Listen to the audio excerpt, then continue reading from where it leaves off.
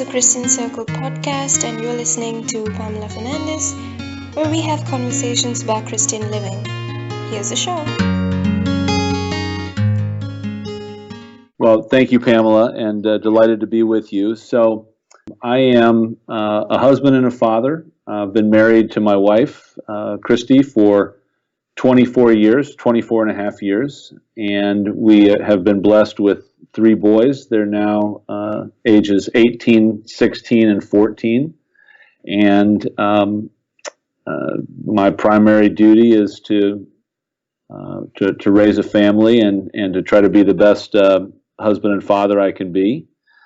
In terms of the ministry, a few years ago developed a special rosary for men, and it's called the Men of Virtue Rosary, and identified virtues in the life of Jesus Christ that can be particularly important and impactful for men, and meditate on those moments and those virtues in the life of Christ, and just like you'd say a regular rosary, but meditating on those virtues and asking for Our Lady's intercession to help instill in us as men those qualities that were so apparent in her son, who of course was true God and true man.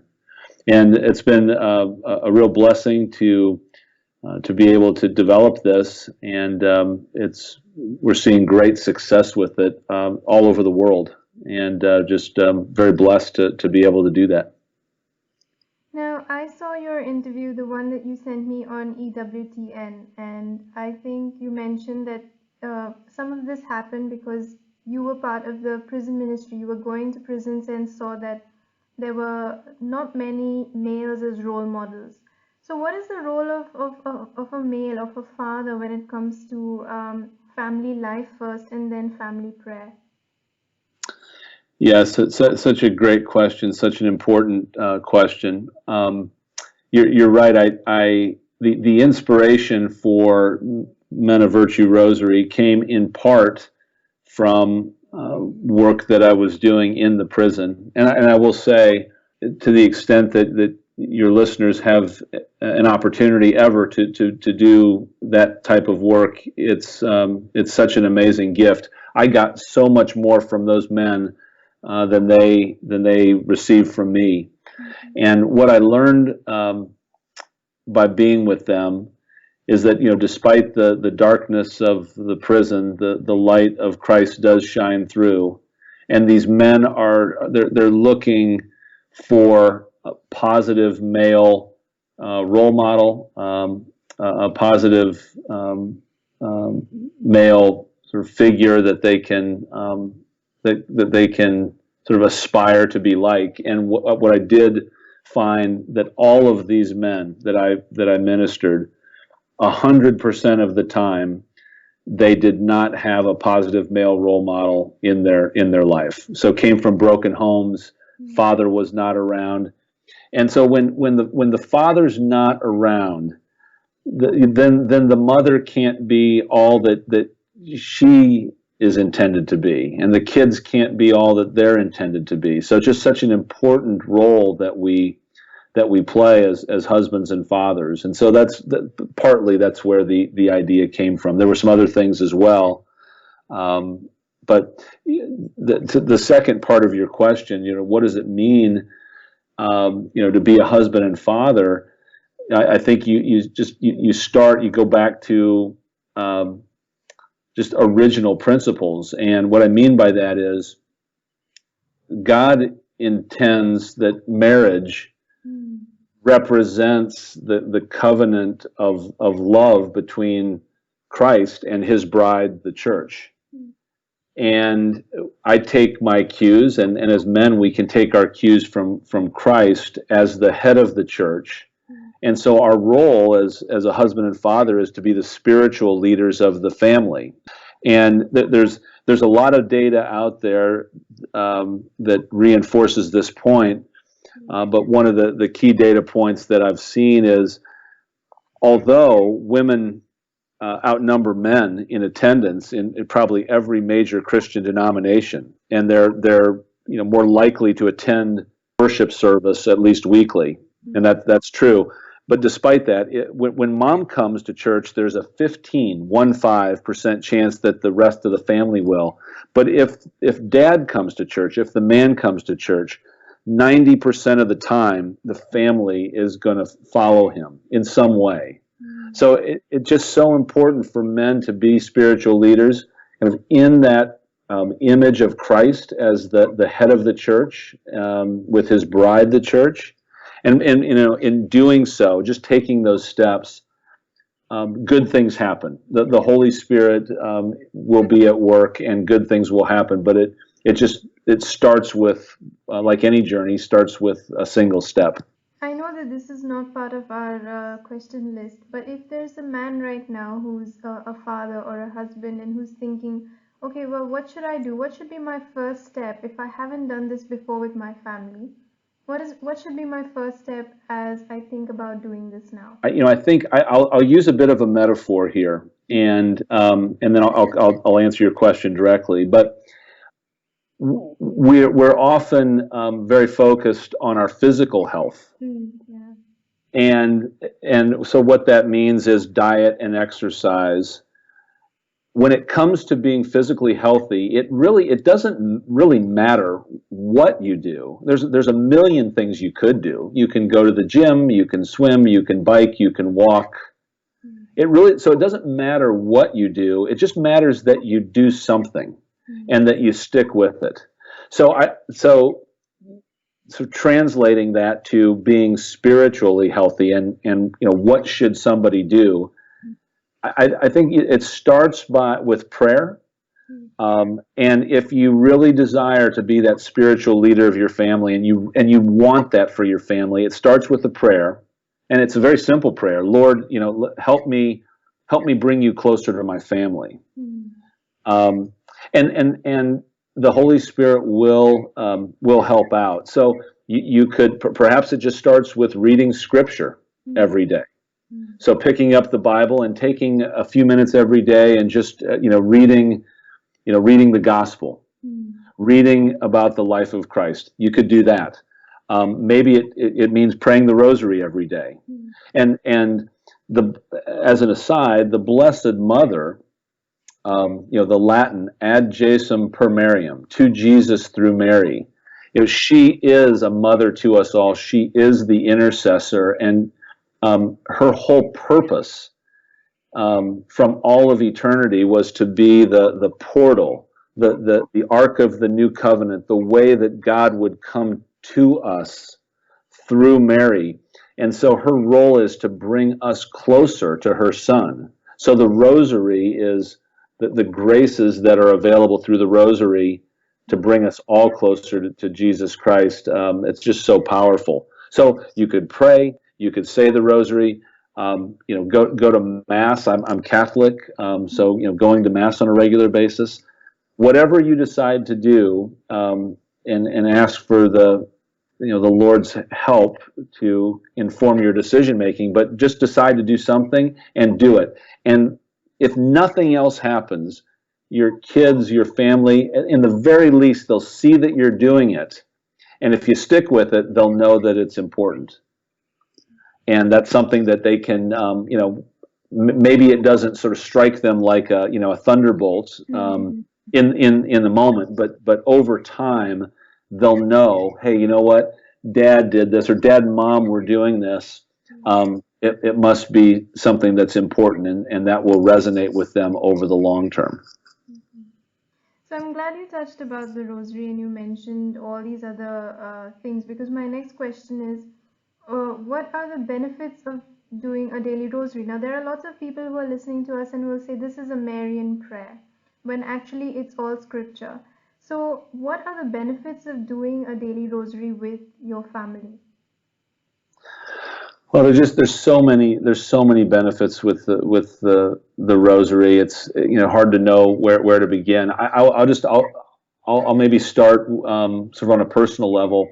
To me, saying the rosary is like holding holding the hands of Mary and Jesus, and just asking for their guidance and direction.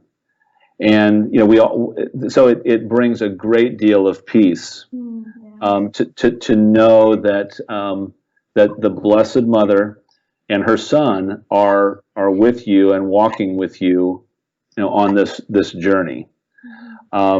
It's meditative, and the meditations, as you mentioned, are based on moments in the life of Christ through the eyes of his mother. And those mysteries, the joyful mysteries, the glorious mysteries, the sorrowful mysteries, and of course the luminous mysteries, you're meditating on moments in the life of Christ. And I have found, I think this is pretty common, that if you make this a daily practice, the rosary will just bring you so much deeper in your faith and in your understanding of Christ and his purpose for us, for our salvation. And there's so many layers. So the benefits, there's many. I think one of the greatest benefits is the devotion that you have to the rosary, that devotion to the Blessed Mother. She hears our prayers, and it's a wonderful thing if, when we say to one another, say, Pam, I'll say a prayer for you, or you tell your friends, I'll say a prayer for you, and that's important that we do that. But Mary's prayers are the most powerful in the universe, and so we know Christ loved his mother and obeyed his mother. That didn't end when he left this earth. So having Mary pray for us, she will never be outdone in generosity. So when we give to her through our prayers and our meditation via the rosary, she won't be outdone in generosity. So the graces that come back, peace and serenity, and just her blessings in your family, those are very powerful and important reasons to have that devotion to our Blessed Mother. Have you seen any personal changes in your own family with the rosary on a daily basis? Yes, and I think like many good things, it doesn't often happen overnight, but it does happen over time. So just a greater sense of peace. It's hard as a parent, raising a family. Just the day-to-day demands and stresses that we all face, work and raising kids, and all of the trials and so forth that are just part of our lives. I have found that, and I will say, I have a lot of work to do, and I'm not perfect by any stretch, but being able to find peace, in all of the craziness that can be our day to day, that's definitely been apparent. It takes time, but as I mentioned at the outset, by doing these things and setting a good example, I really believe you do instill in your children that there are things that are important that they should do, and that hopefully over time they model in their own lives. So now you've made this Men of Virtue Rosary, which is based on the original Rosary.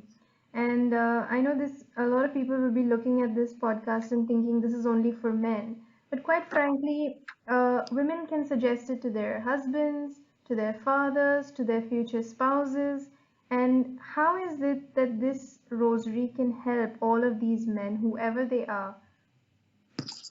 Well, so you make such a good point about the role that women play, and I think what you're suggesting, and you're absolutely right, that women, they're very, very influential, and they can encourage the men in their lives to adopt this and to pray this rosary. The other thing that's so important is for young women. Share this with young women so they understand what qualities they should be looking for in a future spouse. And I think that, sort of coming back to your question, how do men use this? How do men or women use this? One of the problems we have in our secular and popular culture is we struggle with positive role models. They're not on the athletic fields of this country. They're not in the political offices of this country. And the reason that they're not, and the reason that we'll always in the end be disappointed by our worldly role models, is because we're all sinners. But Christ, because he was true God and true man, he was the perfect man. And therefore, he offers us the perfect model to live our lives. So by modeling ourselves after these qualities, and there are 5 virtues, and they are zeal, courage, gallantry, humility, and loyalty. And by modeling our lives after these qualities that Christ exhibited while he was here on this earth, we have our own true north, something that we can aim for. Now, we're never going to be exactly like Christ, of course, but by reaching and striving to be more like him, we build that relationship with him, and and in the process are able to be the husbands and fathers and sons and brothers and friends and neighbors that we're called to be. And so the rosary, it's modeled after the rosary, and these virtues are based on moments, experiences in the life of Christ that we can learn from. And I'm happy to give you some examples, but I'll just pause there. Yeah, but sure. Go ahead with the examples. I think that would be great for people to know. So the first virtue is zeal, and the booklet, and there's a booklet that was developed, and it's available for free, and you can find all of this on the web it's www.menofvirtue, that's all one word, menofvirtue.podbean, podbean.com, menofvirtue.podbean.com. It's all free.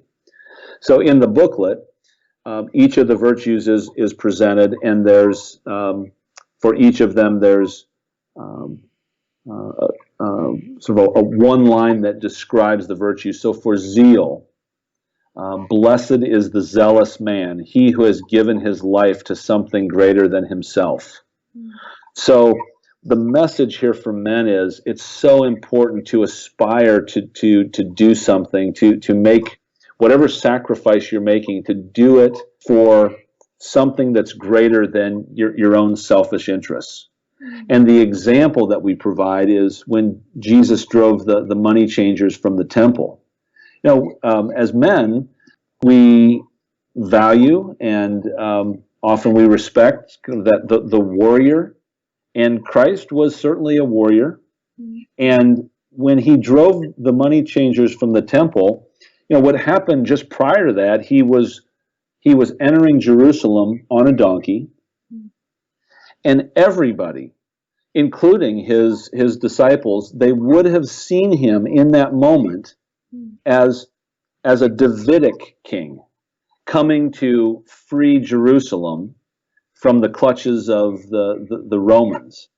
But Christ, his mission was so much more important than that. It was about something far greater than that, and he was coming as our divine king, and giving himself up for our salvation. And then he went right to the temple, and and drove the money changers away from that house of worship. But it's a wonderful story that that helps reinforce in us as men how important it is to be zealous about something in your life. And then for each of the virtues, we provide a saintly inspiration. And the inspiration that I chose for zeal was Saint Paul.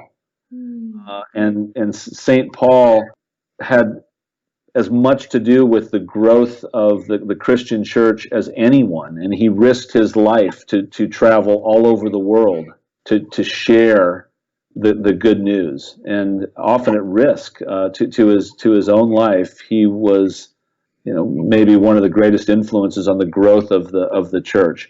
And St. Paul said, "I can do all things through Christ who strengthens me."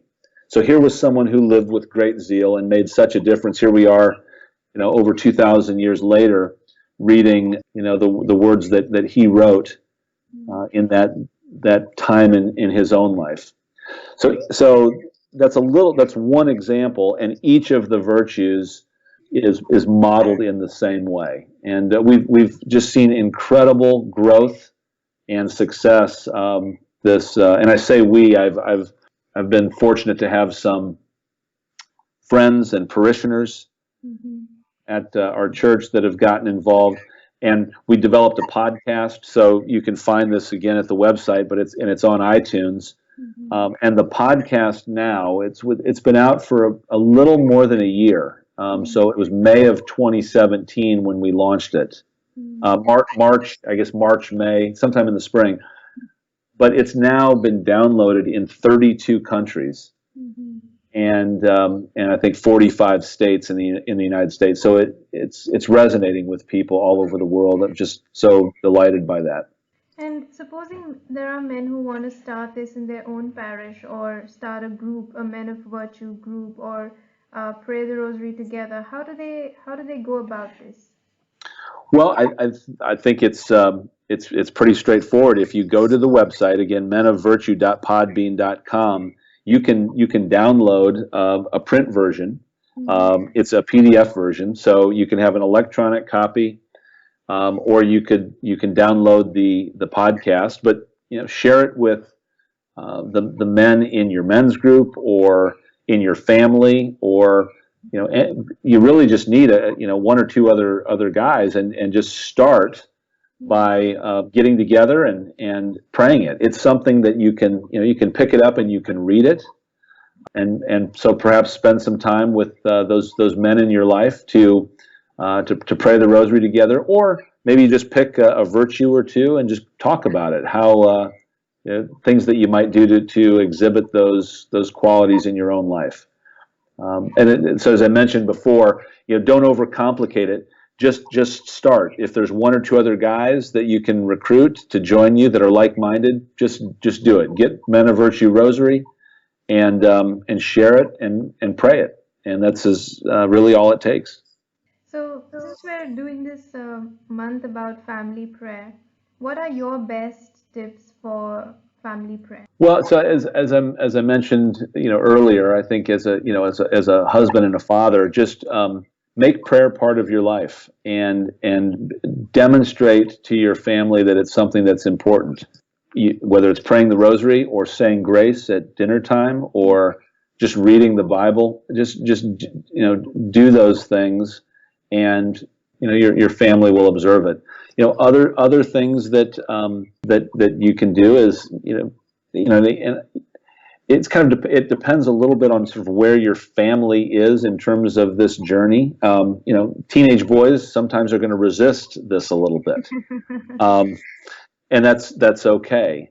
I think you can, from a Catholic standpoint, the thing that I think we overlook it sometimes, but it's such just such a rich resource, is the communion of saints.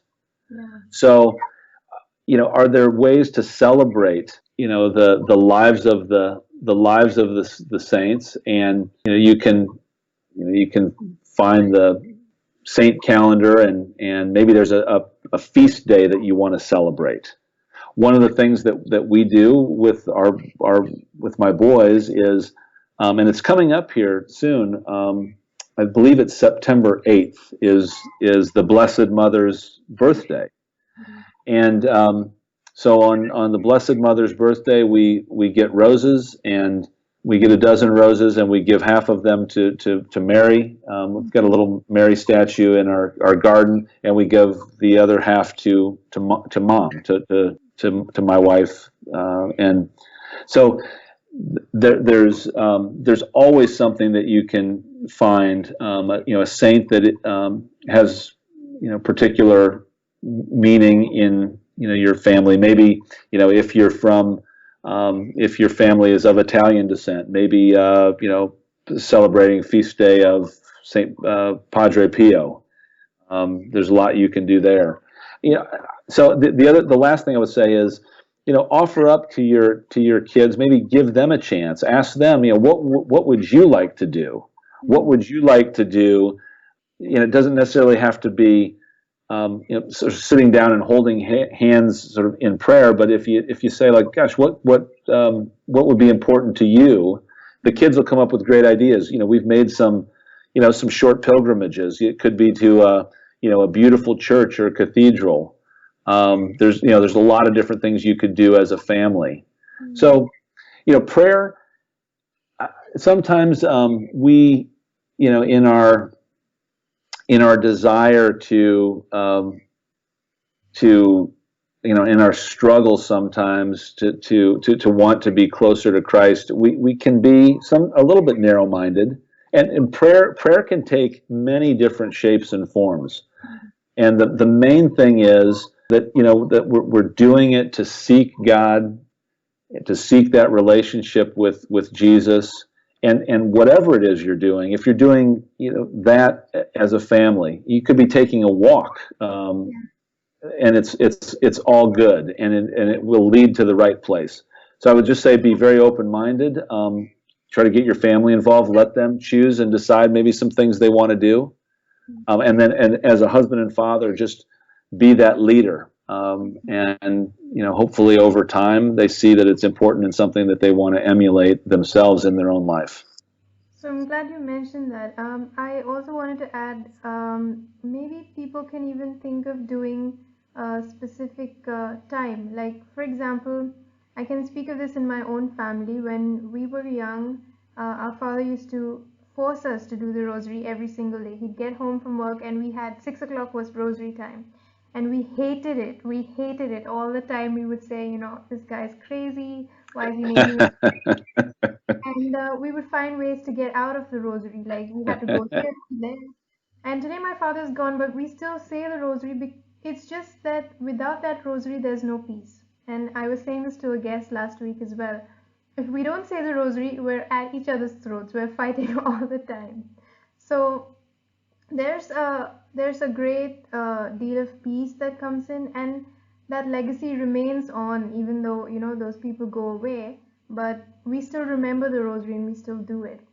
So yeah, I just wanted to add that in. If you can put in a time and fix in the rosary, your kids may hate you, but they'll thank you later.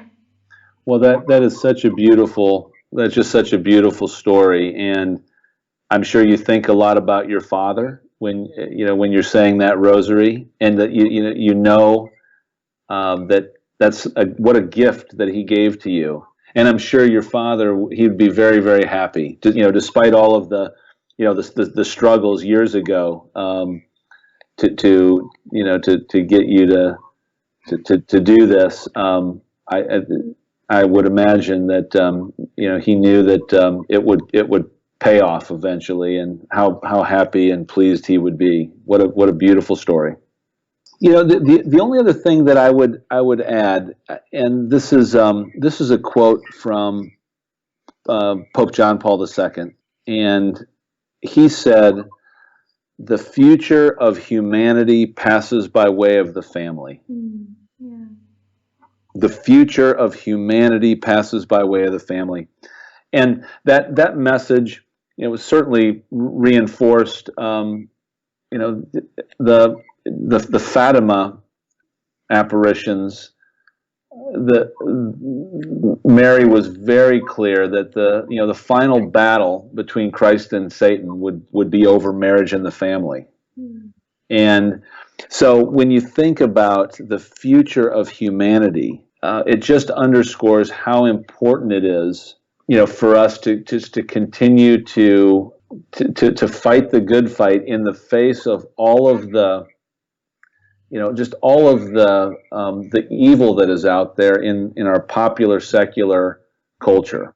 And we know that in the end the victory has been won by Christ, and we're asked to and called to continue to fight the battles. And who better to do that with than Jesus and Mary and all the angels and saints that are on our team. I mean, that is a heck of a team. I will take my chances with that team. I would be remiss if I didn't stress just how important Saint Joseph is, as that foster father, that father figure, that just the chaste spouse, strong spouse, humble spouse of Mary. What a role he played to be charged with caring for Mary and her son. So that the Holy Family, along with all of the angels and saints, we've got a really, really good team. But the future of humanity passes by way of the family. So wear that title as husband and father and mother with great pride. And there's a degree of sanctity there that we don't really understand and appreciate, but it's true, and it's just so important for the whole world. And the family is undergoing a lot of attack right now, right? I mean, I don't know, even in our culture right now, we have so many people who the traditional model is being thrown away and the family is kind of disintegrating. Absolutely, and interestingly, there was an article in Forbes magazine a few years ago, and the article was titled "From Father Knows Best to Father Knows Nothing," and it was, to your point, it was the article highlighted the changes in our culture in the past 40 or 50 years. So if you go back, in the 50s and 60s, Father Knows Best, that was the television program with the father was Jim Anderson. And now, today, and there's been a lot of father figures, over the years, whether it was Andy Griffith or, Howard Cunningham or James Evans in the show Good Times. I mean, that was a show about, the inner city. You talk about a contrast. Good Times was a show about inner city Chicago, housing projects. But James Evans was the father who was acknowledged as hardworking and someone that was wise and someone that was, always doing his job to take care of and protect his family. Well, today, Father Knows Nothing.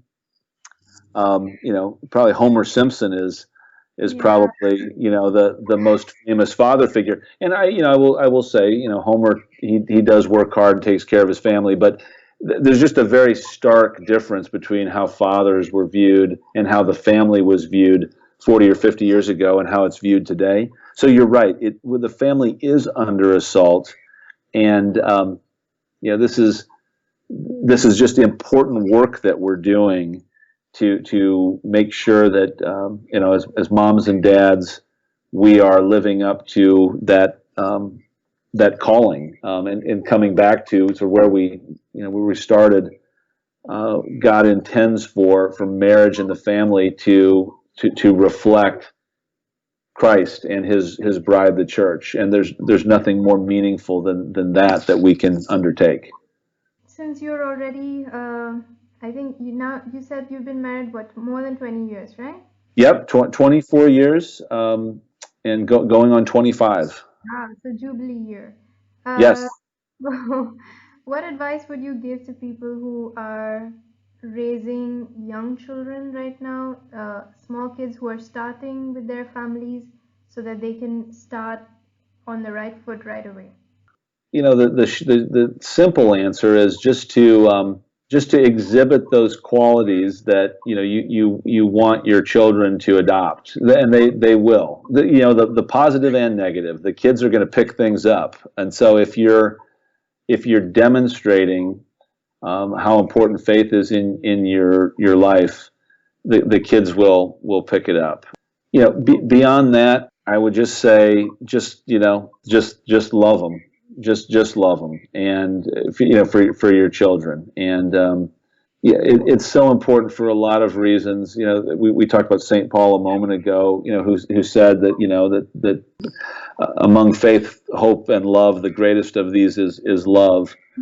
And the one of the reasons for that is that love endures forever, because after this world, in heaven, you don't need faith and hope in heaven. Love does endure, so love is eternal and everlasting. And so when in doubt, just love them. And I as I said a moment ago, I'm certainly I'm not perfect by any stretch, but try not to go a day without telling my wife and kids that I love them, and that they're important, and that they're cared for. And so that's the little bit of advice I could provide. That's fantastic advice. So I want to say thank you, Michael, for coming on to the show and for giving us your wisdom about the rosary. We've had a number of people who've turned us down. So I want to say thank you for coming on to the show. Thank you so much. Oh, well, you're very welcome, and thank you for this ministry and all the work that you do. And it was just a real blessing to join you today. So my pleasure.